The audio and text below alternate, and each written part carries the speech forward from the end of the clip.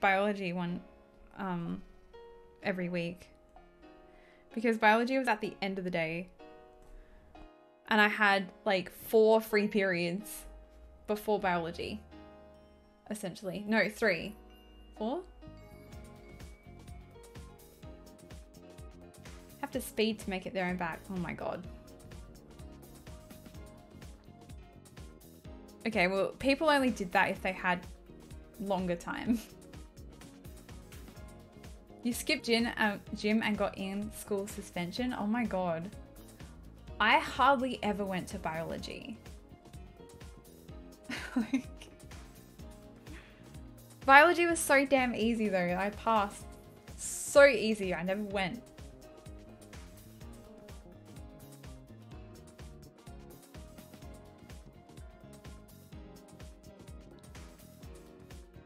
Jealous.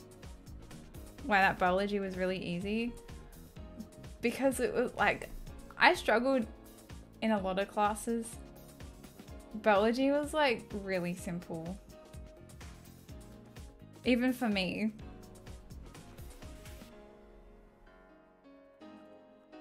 Don't remember a thing from bio. Me either. I was never there. No, because in our final year, they've changed it now, but in our final year, we had this thing called research project, and that only ran for 1 semester.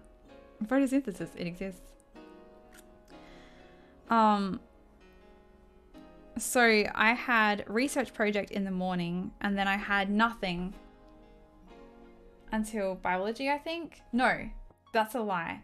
I had double history, and then double research project, then nothing, and then I had biology end of the day, last lesson. So when research project finished, I basically had double history, then I had a double free period, and then I had another free period after lunch. So it was free period lunch, free period biology, or like 2 free periods lunch. So that was like a Friday or something ridiculous like that. So once research project finished, I only went to school for history and then I went home. I didn't go to biology on Fridays in 2nd semester. You won't skip PE gym with a note from your mom. Don't want any class except math. I hated math. I dropped math. How do you remember this? I have a really weird memory. Took history, but my teacher seemed obsessed with the Cold War. My history teacher was American. So I learnt about the American Revolution. You could drop maths. Yes, I was very lucky. I didn't have to do maths in my final 2 years of school. Block switch at 80 minutes and 10 minutes that are left to put in time when we can make our homework, which we don't get to do. Yeah. Yeah, ours was like that too. Maths dropped me. I failed once. Yeah, history was my favorite subject. It was also like one of the hardest subjects. So history and English were the 2 hardest subjects. And then I had biology and tourism, which was really easy.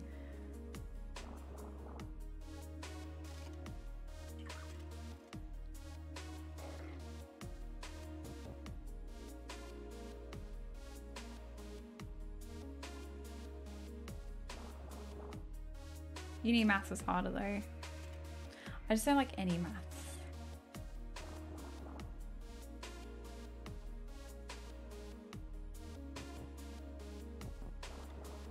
Got a C in calculus, setting up for failure. Oh no. Teachers definitely make a difference too. Like I don't know why, but biology wasn't really seen as an academic subject. That's why biology was so easy. Also, our teacher was always kind of, I don't know, she was a little off with the fairies. And she ended up becoming principal. And I'm like, how? Like, no joke. We had a biology test once. And off with the fairies. This is why I passed biology without even being there. I don't even think she noticed my absence. So there was this test once and she had a phone call. I don't know what she was going through that year, but she had this really important phone call that she had to take. And so she left the room, and this bright spark in our class decided that he would go up to the teacher's desk and check all the answers. So he started calling out the answers. So everyone in the class got like the first number of questions correct because she just left the test there. You took art. I wish I'd been able to take art, but they dropped art. They didn't have an art class for when I was in my final year because the teacher had a mental breakdown. And then the substitute teacher that came in was a complete moron, and nobody picked art for the next year.